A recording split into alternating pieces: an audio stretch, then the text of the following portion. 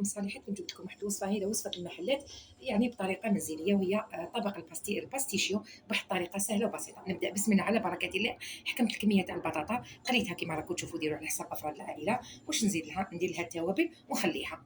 ندير ليه هو فلفل كحل عكري، شويه كركم، شويه تابل تاع الشاورما، ونحط مصالحات اللي نجيب لكم واحد الوصفه هايله تاع المطاعم يعني بطريقه منزليه، وهي طبق الباستيشيو بواحد الطريقه جد بسيطه. نبدا بسم الله على بركه الله. حكمت كميه تاع البطاطا قليتها، دوك نزيد لها لي زيبيس اللي هما فلفل كحل عكري، شويه تاع الزنجبيل، وشويه تاع الكمون. نديرهم لها كامل ونخلطهم. هاي بعد ما خلطتها من التوابل مليح نحطها جانبا. نحط المقله تاعي، ندير فيها غير مغرفه ولا زوج مغارف تاع الزيت. نحط نص صدر تاع الدجاج تاعي،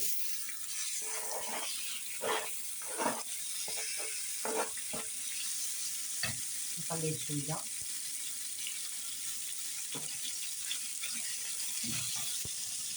ندير له ثوم مطحون، لا عندك بصل مطحون ديري له، شويه تاع الكمون، شويه تاع الفلفل الكحل، شويه تاع الكركم، شويه تاع الزنجبيل، وعندي تابل تاع الشاورما ولا تابل الدجاج. وبلا ما ننسى شويه تاع الملح، ما نكثرش بزاف الملح لان البطاطا قليناها بالملح. ندير شويه تاع الملح ونخلط ونخلي الدجاج تاعي يطيب لي. كي يطيب لي نرجع لكم نحول طاب لي الدجاج تاعي. دوك حكمت كسرونه، حطيت فيها مغرفه تاع زبده، نزيد لها نحضروا كريمه الجبن اللي هي مغرفه تاع زبده، مغرفه تاع نشا.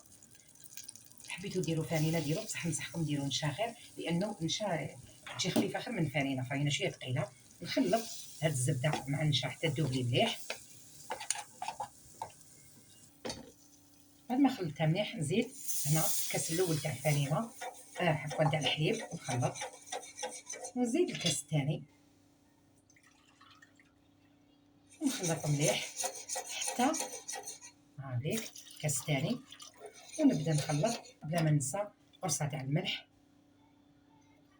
قرصه صغيره تاع الملح، رشه تاع فلفل الكحل، ورشه تاع الكركم باش تعطينا هذاك اللون اللي حابينه. نبدا نخلط شويه، بعد نزيد شويه تاع الجبن. دوك نزيد لها كميه تاع الجبن، تحبوا ديروا مثلثات، اي جبن عندكم ديروه هذيك، ونخلطها حتى تبدا تعقد. ديجا هي بدات تعقد. ونكملوا الوصفه تاعنا بحول الرحمن. قرصه الجبن تاعنا عطاتنا هذاك شوف كيفاش عقدت، وعطاتني هذاك اللون اللي حبيت. نحطها جانبا، نحتم البلا ولا البيغاكس تاعي اللي يدخل للفرن. ندير هذيك البطاطا اللي قليتها وعمرتها توابل، يعني درت لها توابل على حساب البطاطا اللي درتو.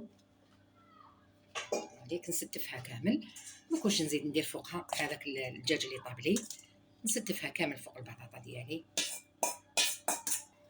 ونفرغ فوقها هذيك صلصه الجبن ديالي هذه كامل. لازم تبقاو تحركوا فيها ولا تخلطوا فيها باش ما تلصق لكمش في القاع تاع الكسرونه. نجبدها كامل، نحي كامل واش عندي. واخر حاجه نديرها جبن مبشور على الوجه هذيك، نديرو كامل من الفوق. سخنت الفرن تاعي واحد 5 دقائق، ولا نحطها طيب لي واحد 10 دقائق حتى ل 12 ساعه، عفوا 12 دقيقه. كي نشوف هذا الفرماج تاعي داب نقدمها لكم بحول الرحمن. انا بعد ما وجدت نقسم لكم تشوفوا كيفاش جا، ما شاء الله هذيك. والطراوه تاع هذيك تاع كريمه الجبن جات هايله، وجا ما نحكي لكمش. شهيتكم في الجنه حبيباتي، ان شاء الله تجربوه. ما تنساوش ديروا لي جيم وتابعوا القناه، تفعلوا الجرس ليصلكم كل جديد، والى وصفه اخرى بحول الله. والسلام عليكم ورحمه الله تعالى وبركاته.